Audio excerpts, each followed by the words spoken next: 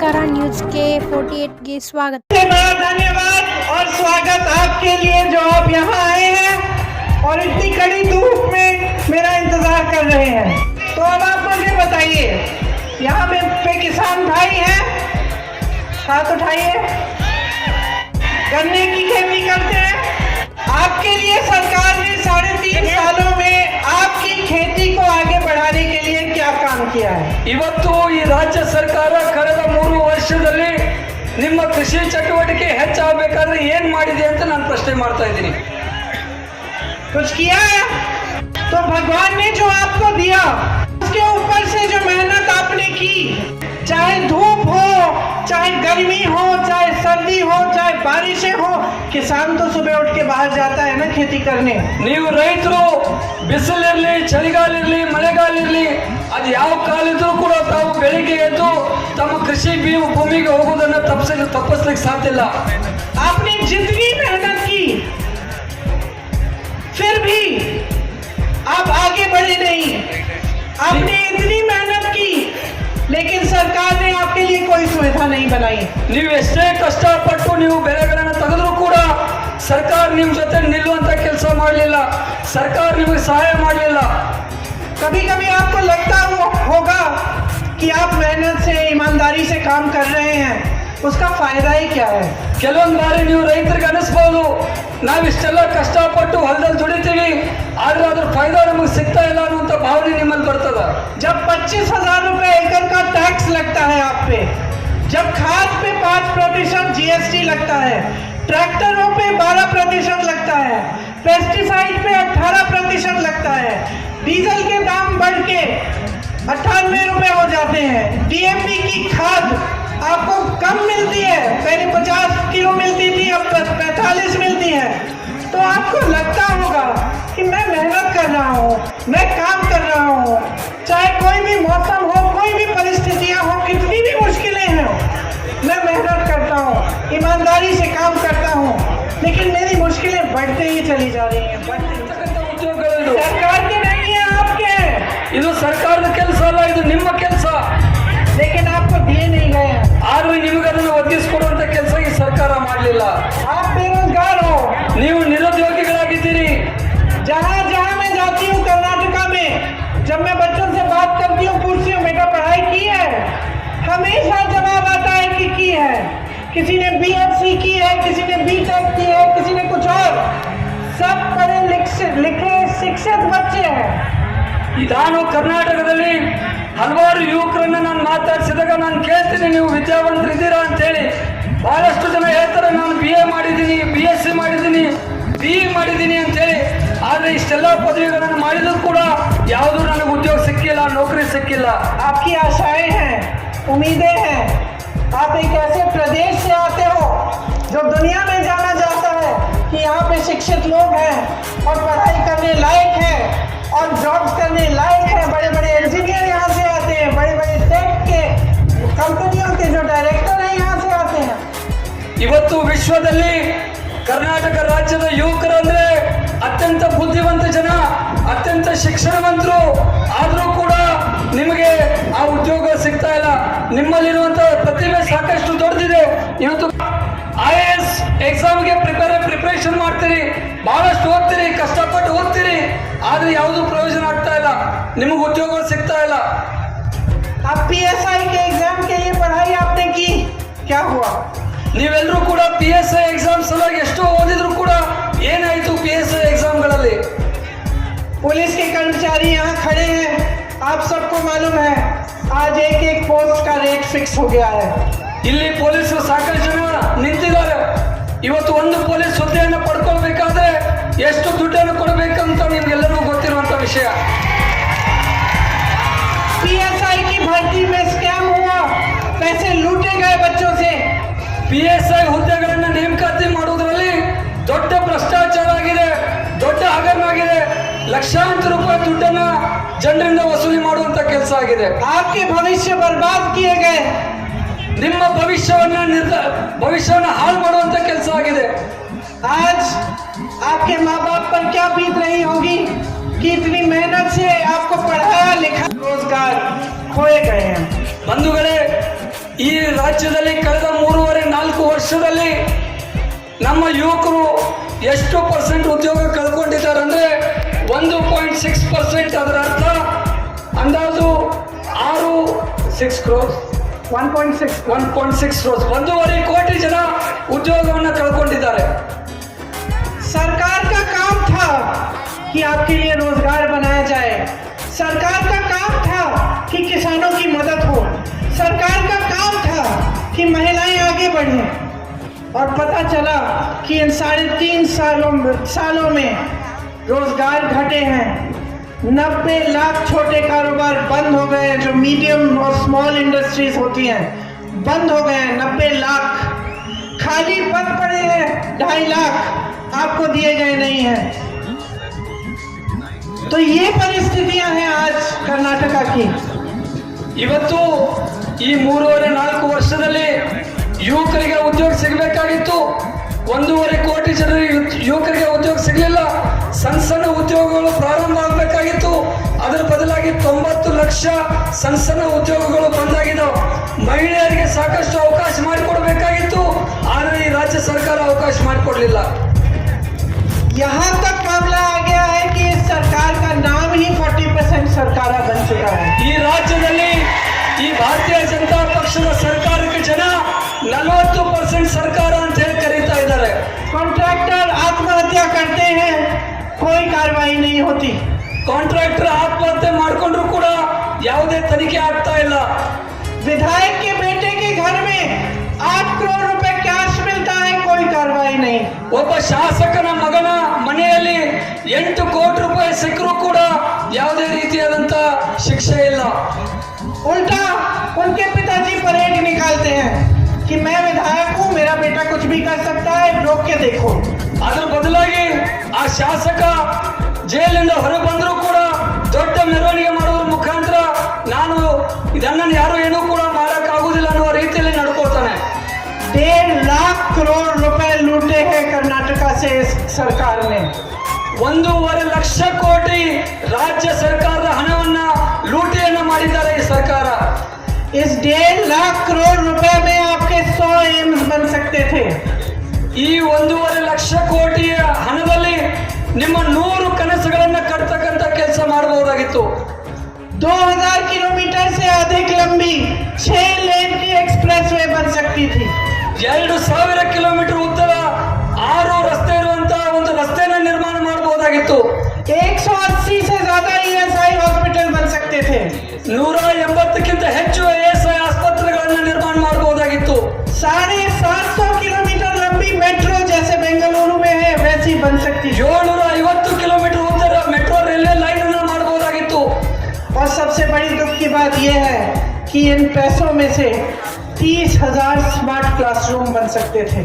ಇವತ್ತು ಬಹಳ ದುಃಖದಿಂದ ನಾನು ಹೇಳಲಿಕ್ಕೆ ಬಯಸ್ತೀನಿ, ಇಷ್ಟು ದುಡ್ಡದಿಂದ 30,000 ಸ್ಮಾರ್ಟ್ ಕ್ಲಾಸ್ ರೂಮ್ಗಳನ್ನು ನಾವು ನಿರ್ಮಾಣ ಮಾಡಬಹುದಾಗಿತ್ತು. जिसमें लाखों बच्चों को शिक्षा मिल सकती थी. ಅದರ ಮುಖಾಂತರ ಲಕ್ಷಾಂತರ ಮಕ್ಕಳಿಗೆ ಗುಣಮಟ್ಟವಾದಂತಹ ಶಿಕ್ಷಣವನ್ನು ಕೊಡಲಿಕ್ಕೆ ಸಾಧ್ಯ ಆಗ್ತಿತ್ತು. और 30 लाख अफोर्डेबल हाउसिंग के घर बन सकते थे, जो गरीबों के सर पर छत बनते. ಅಷ್ಟೊಂದು ದುಡ್ಡಿನಿಂದ 30 ಲಕ್ಷ ಮನೆಗಳನ್ನ ಬಡವರಿಗೆ, ಯಾರು ನಿರ್ಗತಿಕರಿದ್ದಾರೆ, ಮನೆ ಇಲ್ಲ ಅಂತವರಿಗೆ ಮನೆಯನ್ನ ಕಟ್ಟಿಕೊಡ್ಲಿಕ್ಕೆ ಸಾಧ್ಯ ಆಗ್ತಿತ್ತು. लेकिन क्या कर सकते हैं, जब शुरू से ही सरकार धोखे पे बनी तो उसके बाद से 3.5 सालों के लिए सिर्फ धोखा ही धोखा ही धोखा. ಆದ್ರೆ ಏನ್ ಮಾಡೋದು, ಈ ಸರ್ಕಾರ ಬಂದಿದ್ದೆ ಮೋಸ ಮಾಡಿ ಬಂದಿರತಕ್ಕಂತ ಹಾದಿಯಲ್ಲಿ ಬಂದಿರತಕ್ಕಂತ ಸರ್ಕಾರ. ಕಳೆದ 3.5-4 ವರ್ಷ ಈ ರಾಜ್ಯದ ಜನರಿಗೆ ಮೋಸ ಮಾಡೋದನ್ನ ಬಿಟ್ಟರೆ ಬೇರೆ ಏನೂ ಮಾಡಿಲ್ಲ. नौजवानों के साथ, किसानों के साथ, छोटे बिजनेसमैन के साथ, महिलाओं के साथ धोखा ही धोखा. ಯುವಕರ ಜೊತೆ, ಮಹಿಳೆಯರ ಜೊತೆ, ಸಣ್ಣ ಸಣ್ಣ ವ್ಯಾಪಾರಸ್ಥರ ಜೊತೆ, ರೈತರ ಜೊತೆ ಎಲ್ರಿಗೂ ಕೂಡ ಮೋಸ ಮಾಡುವಂತ ಕೆಲಸ ಈ ಸರ್ಕಾರದಿಂದ ನಡೀತಾ ಇದೆ. SC, ST, OBC के जो आरक्षण है उनके साथ भी धोखा. ಇವತ್ತು SC, ST ಜನ ಆಗಿರ್ಬೋದು, OBC ಜನ ಆಗಿರ್ಬೋದು, ಅಲ್ಪಸಂಖ್ಯಾತ ಜನ ಆಗಿರ್ಬೋದು, ಅವ್ರಿಗೂ ಕೂಡ ಮೋಸ ಆಗ್ತಾ ಇದೆ. कांग्रेस की सरकार ने नागमोहन दास कमेटी बनाई थी. उस कमेटी ने उसी समय 4 साल पहले कहा था कि SC के आरक्षण 15 से 17% हो जाने चाहिए। 4 ವರ್ಷ ಹಿಂದೆ ಕರ್ನಾಟಕದಲ್ಲಿ ನಮ್ಮದೇ ಆದಂತ ಸರ್ಕಾರ ನಾಗಮೋಹನ್ ದಾಸ್ ಅವರ ಕಮಿಟಿಯನ್ನು ರಚನೆ ಮಾಡಿ ಅವತ್ತು ಶಿಫಾರಸು ಮಾಡಿತ್ತು ಪರಿಶಿಷ್ಟ ಜಾತಿ ಮತ್ತು ಪರಿಶಿಷ್ಟ ಪಂಗಡದವರಿಗೆ 2% ಮೀಸಲಾತಿಯನ್ನು ಹೆಚ್ಚಳ ಮಾಡಬೇಕು ಅಂತ ಹೇಳಿ। 4 साल पहले कहा था, 3.5 सालों से इनकी सरकार है, इन्होंने कुछ नहीं किया। ನಾವು 4 ವರ್ಷದ ಹಿಂದೆ ಹೇಳಿದ್ರು ಕೂಡ ಈ ಸರ್ಕಾರ ಕಳೆದ 3.5 ವರ್ಷದಿಂದ ಆ ಒಂದು ಶಿಫಾರಸನ್ನ ಗಣನೆಗೆ ತೆಗೆದುಕೊಳ್ಳಲಿಲ್ಲ। जब राहुल गांधी जी ने, तब अचानक ये लोग जाग गए, यहाँ पे कर्नाटका में कहने लगे कि आरक्षण को हम बढ़ाएंगे। ರಾಹುಲ್ ಗಾಂಧಿ ಅವರು ಭಾರತ ಜೋಡೋ ಯಾತ್ರೆಯ ಮುಖಾಂತರ ಈ ವಿಷಯವನ್ನು ಎತ್ತಿದಾಗ ಅವತ್ತು ಈ ಜನ ಭಾರತೀಯ ಜನತಾ ಪಕ್ಷದ ಸರ್ಕಾರ ಎಚ್ಚೆತ್ತುಕೊಂಡು ಇದರ ಮೇಲೆ ಕೆಲಸವನ್ನ ಪ್ರಾರಂಭ ಮಾಡಲಿಕ್ಕೆ ಶುರು ಮಾಡಿದ್ರು। और धोखे से यहाँ पे बात फैला दी कि आरक्षण बढ़ाए जाएंगे, सीलिंग 50% से ज्यादा होंगे, लेकिन इन्हीं की सरकार केंद्र में थी, अभी भी है। और 14 मार्च 2023 को इन्हीं की सरकार ने कहा संसद में कि ऐसा कभी नहीं हो सकता। ಇದೇ ಸರ್ಕಾರ ಪೆನ್ಷನ್ ಸ್ಕೀಮ್ ಬೇಕು ಅಂತೇಳಿ ಹೋರಾಟ ಮಾಡಿದ್ರು। ಇವತ್ತು ಕಾಂಗ್ರೆಸ್ ನೇತೃತ್ವದ ಸರ್ಕಾರ ರಾಜಸ್ಥಾನ ಆಗಿರ್ಬೋದು, ಛತ್ತೀಸ್ಗಢ ಆಗಿರ್ಬೋದು ಮತ್ತು ಹಿಮಾಚಲ್ ಪ್ರದೇಶ ಆಗಿರ್ಬೋದು, ಅಲ್ಲಿ ನಾವು ಓಲ್ಡ್ ಪೆನ್ಷನ್ ಸ್ಕೀಮ್ ಅನ್ನ ಜಾರಿಗೆ ತಂದಿದ್ದೀವಿ। बहनों, हमारी सरकार में राजस्थान में स्वास्थ्य को एक अधिकार बना दिया है। इसका मतलब है कि स्वास्थ्य सेवाएं आपको देनी पड़ेंगी सरकार को। ರಾಜಸ್ಥಾನದಲ್ಲಿ ಸ್ವಾಸ್ಥ್ಯದ ಬಗ್ಗೆ ನಾವು ಯೋಜನೆಗಳನ್ನು ತಂದಿದ್ದೀವಿ। इसी तरह से तमाम ऐसी स्कीमें हैं जो हमारी सरकारों में अभी भी लागू हैं। छत्तीसगढ़ में सबसे ज्यादा दाम मिलता है धान का पूरे देश में। ಇವತ್ತು ಛತ್ತೀಸ್ಗಢ ರಾಜ್ಯದಲ್ಲಿ ನಮ್ಮ ಸರ್ಕಾರ ಕಾಂಗ್ರೆಸ್ ಪಕ್ಷದ ನೇತೃತ್ವದ ಸರ್ಕಾರದಲ್ಲಿ ಅತಿ ಹೆಚ್ಚು ದರವನ್ನು ನಾವು ಕೊಡ್ತಾ ಇದ್ದೀವಿ। तो इसी तरह से हम यहाँ पे कर्नाटका में कुछ गारंटी लाना चाहते हैं। ಅದೇ ರೀತಿ ಕರ್ನಾಟಕ ರಾಜ್ಯದಲ್ಲೂ ಕೂಡ ತಮಗೆಲ್ಲರಿಗೂ ಕೆಲವೊಂದಿಷ್ಟು ಗ್ಯಾರಂಟಿಗಳನ್ನು ನಾವು ತರ್ತಾ ಇದ್ದೀವಿ। सबसे पहली युवाओं के लिए युवा निधि, ಮೊದಲನೇ ಯೋಜನೆ ರಾಜ್ಯದ ಯುವಕರಿಗೆ ಯುವತರಿಗೆ ಯುವ ನಿಧಿ ಅನ್ನುವಂಥ ಕಾರ್ಯಕ್ರಮ। इसमें अगर आपने ग्रेजुएशन किया है और आपके पास रोजगार नहीं है तो हर महीने आपको 3,000 रुपए सरकार देगी। ಇವತ್ತಿನ ಯುವಕರು ತಾವೇನು ಡಿಗ್ರಿ ಮಾಡ್ಕೊಂಡಿದ್ದೀರಿ ಆದ್ರೆ ನಿರುದ್ಯೋಗಿಗಳಾಗಿದ್ದೀರಿ, ನಿಮಗೆ ಯಾವುದೇ ಉದ್ಯೋಗ ಸಿಕ್ಕಿಲ್ಲ ಅಂತ ನಿರುದ್ಯೋಗಿಗಳಿಗೆ ಪ್ರತಿ ತಿಂಗಳು 3,000 ರೂಪಾಯಿ ಕೊಡುವಂತ ಒಂದು ಯೋಜನೆ ಯುವ ನಿಧಿಯನ್ನು ನಾವು ರಾಜ್ಯದಲ್ಲಿ अगर आपने डिप्लोमा किया है तो आपको 1,500 रुपए महीने मिलेंगे। ನೀವು ಡಿಪ್ಲೊಮಾ ಮಾಡಿದ್ರೆ ನಿಮಗೆ 1,500 ರೂಪಾಯಿ ಕೊಡುವಂತ ಕಾರ್ಯಕ್ರಮವನ್ನು ತರ್ತಾ ಇದ್ದೀವಿ। जो 2.5 लाख जॉब खाली है सरकार के, उनको कांग्रेस पार्टी भरेगी। ಇವತ್ತು ರಾಜ್ಯದಲ್ಲಿರುವಂತ 2.5 ಲಕ್ಷ ಹುದ್ದೆಗಳೇನು ಖಾಲಿ ಇದ್ದಾವೆ ಸರ್ಕಾರಿ ನೌಕರಿಗಳು, ಕರ್ನಾಟಕದಲ್ಲಿ ಕಾಂಗ್ರೆಸ್ ಪಕ್ಷ ಅಧಿಕಾರಕ್ಕೆ ಬಂದ ಮೇಲೆ ಆ ಎಲ್ಲಾ ಖಾಲಿ ಹುದ್ದೆಗಳನ್ನ ಭರ್ತಿ ಮಾಡುವಂತ ಕೆಲಸ ನಾವು ಮಾಡ್ತೀವಿ। मेरी बहनों, मैं जानती हूँ कि आपका संघर्ष कितना है। मैंने पहले भी कहा, पूरे समाज का बोझ आप उठाती हैं, महंगाई का बोझ भी आप ही उठा रही हैं। इसीलिए जो मेरी गृहस्थ बहनें हैं उनके लिए यह तय किया गया है कि 2,000 रुपए प्रति माह आपको दिया जाएगा, आपके ही खाते में जाएगा। ತಾಯಂದಿರೇ, ನನಗೆ ಅರ್ಥ ಆಗ್ತೈತಿ ತಾವು ಪಡುವಂತ ಕಷ್ಟ ಎಷ್ಟು ಐತೆ ಅಂತ ಹೇಳಿ। ತಮ್ಮ ಜೀವನ ನಡೆಸಬೇಕಾದ್ರೆ ಸಾಕಷ್ಟು ತೊಂದರೆಗಳನ್ನು ನೀವು ಅನುಭವಿಸ್ತೀರಿ। ನಿಮಗೋಸ್ಕರ ಪ್ರತಿ ತಿಂಗಳ 2,000 ರೂಪಾಯಿಯನ್ನು ಕೊಡುವಂತ ಕಾರ್ಯಕ್ರಮವನ್ನ ಈ ರಾಜ್ಯದಲ್ಲಿ ನಾವು ಜಾರಿಗೆ ತರ್ತಾ ಇದ್ದೀವಿ। 200 यूनिट बिजली की फ्री मिलेगी, ये गृह ज्योति योजना है। ಇವತ್ತು ರಾಜ್ಯದಲ್ಲಿ ಗೃಹ ಜ್ಯೋತಿ ಅಂತ ಹೇಳಿ ಪ್ರತಿ ಮನೆಗೆ 200 ಯೂನಿಟ್ ವಿದ್ಯುತ್ ಅನ್ನು ಉಚಿತವಾಗಿ ಕೊಡುವಂತ ಕಾರ್ಯಕ್ರಮವನ್ನ ಕರ್ನಾಟಕ ರಾಜ್ಯದಲ್ಲಿ ತರ್ತಾ ಇದ್ದೀವಿ। बहनों को जो 2,000 रुपए वाली योजना है उसे गृह लक्ष्मी नाम दिया है। ಇವತ್ತೇನು ಹೆಣ್ಮಕ್ಕಳಿಗೆ ಪ್ರತಿ ತಿಂಗಳ 2,000 ರೂಪಾಯಿ ಕೊಡ್ಬೇಕಂತ ಹೇಳಿ ಯೋಜನೆಯನ್ನು ತರ್ತಾ ಇದ್ದೀವಿ, ಅದಕ್ಕೆ ನಾವು ಗೃಹಲಕ್ಷ್ಮಿ ಅಂತ ಹೇಳಿ ಹೆಸರನ್ನು ಇಟ್ಟಿದ್ದೀವಿ। अन्न भाग्य में आपको 10 किलो चावल मिलेगा। ಅನ್ನ ಭಾಗ್ಯದಲ್ಲಿ ನಿಮಗೆ ಈಗ ಸಿಗುವಂತ 5 ಕಿಲೋ ಬದಲಾಗಿ ಕಾಂಗ್ರೆಸ್ ಪಕ್ಷ ಅಧಿಕಾರಕ್ಕೆ ಬಂದ ಮೇಲೆ 10 ಕಿಲೋ ಅಕ್ಕಿ ಕೊಡುವಂತ ಕಾರ್ಯಕ್ರಮವನ್ನು ನಾವು ತರ್ತಾ ಇದ್ದೀವಿ। और सबसे बड़ी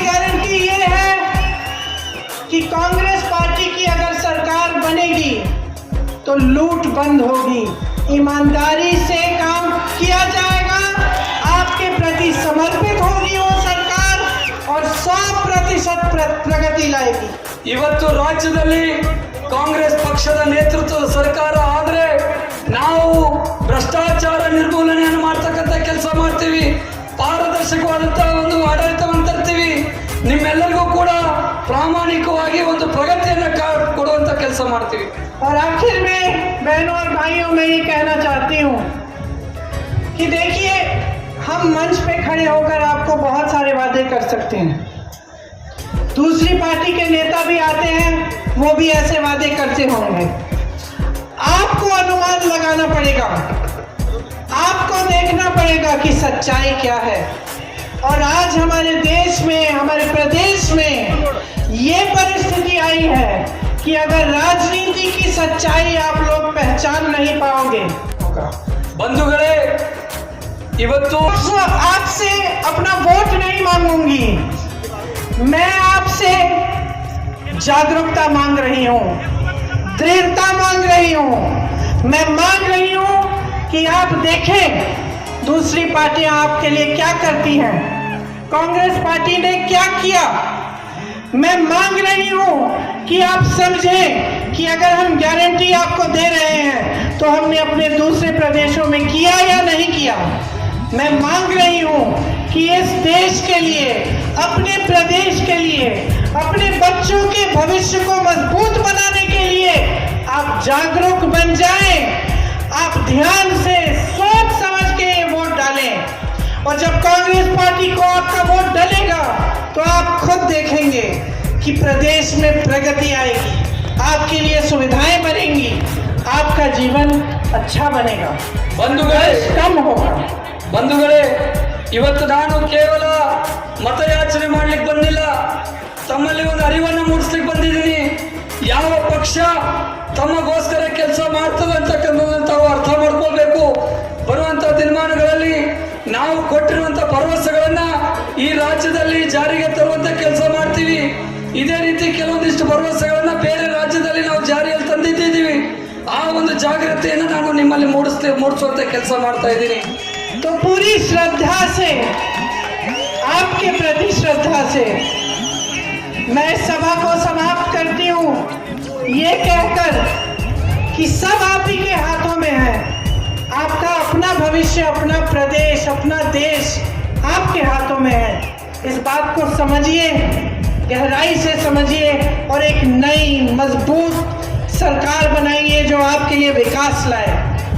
ಇವತ್ತು ರಾಜ್ಯ ಮತ್ತು ದೇಶ ಬಲಿಷ್ಠವಾಗಿ ಕಟ್ಟಬೇಕಾದ್ರೆ ಆ ಶಕ್ತಿ ನೀವು ಹೊಂದಿದ್ದೀರಿ, ನೀವು ಅರ್ಥ ಮಾಡ್ಕೊಳ್ಬೇಕು। ನೀವು ಈ ರಾಜ್ಯವನ್ನು ಕಟ್ಟಬೇಕು, ಈ ದೇಶ ಕಟ್ಟಬೇಕು, ಈ ದೇಶದಲ್ಲಿ ಪ್ರಗತಿ ಆಗಬೇಕು ಅಂತ ಒಂದು ಕಾರ್ಯ ಆಗಬೇಕಾದ್ರೆ ನಮ್ಮ ಪಕ್ಷ ಅಧಿಕಾರಕ್ಕೆ ಬರಬೇಕು। आप सबने इतनी ध्यान से मेरी बातें सुनी, एक बात मैं भूल गई, मेरी बहनों आपके लिए है कि अगर हमारी सरकार आएगी तो बस के जितने भी टिकट हैं आपके लिए फ्री। ಬಂಧುಗಳೇ, ನಾನು ಒಂದು ಮಾತನ್ನು ಹೇಳುವುದು ಮರ್ತ್ಬಿಟ್ಟೆ। ತಾವೆಲ್ಲರೂ ಕೂಡ ಬಹಳ ತಾಳ್ಮೆಯಿಂದ ನನ್ನ ಮಾತು ಕೇಳಿದ್ದೀರಿ। ಇಲ್ಲಿ ಕೂತಂತ ಎಲ್ಲ ಮಹಿಳೆಯರಿಗೆ ನಾನು ಹೇಳ್ತೀನಿ, ನೀವು ಪ್ರಯಾಣ ಮಾಡ್ತಕ್ಕಂಥ ಬಸ್ಗಳಲ್ಲಿ, ಸರ್ಕಾರಿ ಬಸ್ಗಳಲ್ಲಿ ಇನ್ನು ಮುಂದೆ ನೀವು ಉಚಿತವಾಗಿ ಪ್ರಯಾಣ ಮಾಡುವಂತ ವ್ಯವಸ್ಥೆಯನ್ನ ಜಾರಿಯಲ್ಲಿ ತರ್ತಾ ಇದ್ದೀವಿ। आपका रिश्ता मेरे परिवार के साथ, कांग्रेस पार्टी के साथ, हमारे नेताओं के साथ एक भरोसा का रिश्ता रहा। उस रिश्ते को कायम रखने के लिए हम सब यहाँ हैं और हम सब उस भरोसे को नहीं तोड़ेंगे। आपको बहुत बहुत धन्यवाद। जय